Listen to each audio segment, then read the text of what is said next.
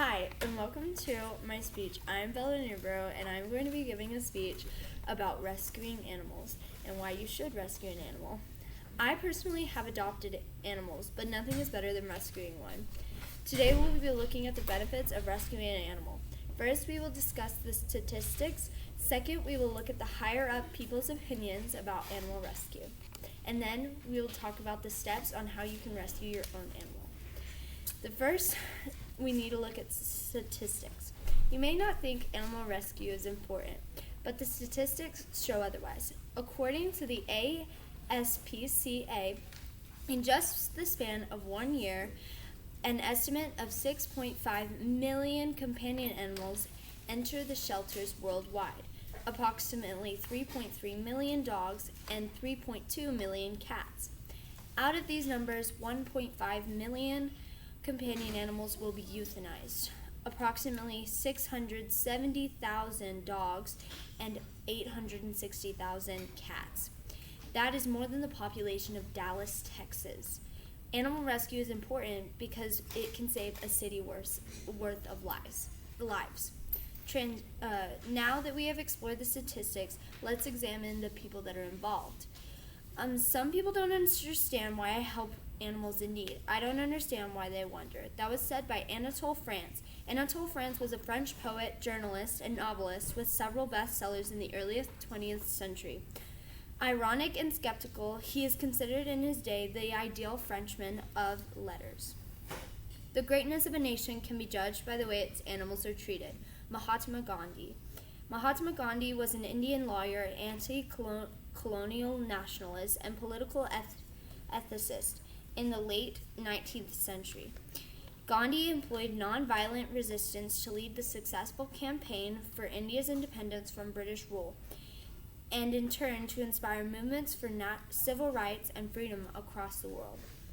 North Shore Animal League America is so dear to my heart, not only for the amazing people that work there, the innovative life-saving programs that they have, and the mission to rescue nature and adopt, but also for the hard work and dedication this organization has to the cause. They have saved over 1 million lives since their inception, and they are the world's largest no-kill animal rescue and adoption organization.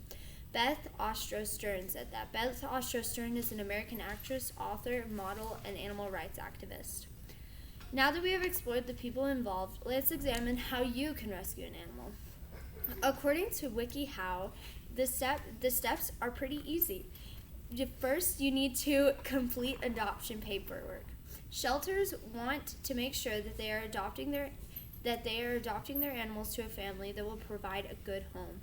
Find out what type of paperwork the animal shelters require and bring all the required documents.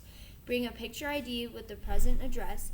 If you live in a rental apartment or a house, provide proof that you have the landlord's permission to own a pet, such as a lease agreement or a letter. There may also be questions about your work habits, schedule, pet care philosophy, and financial ability to take care of your pet. You also need, step 2, you need to have an interview with the shelter staff. When you want to adopt a pet from a shelter, they want to verify that you will give a pet a good and lasting home. Typically, they want to interview you about your motivations for adoption, the care you will give to your pet, and whether you are prepared to bring a pet home.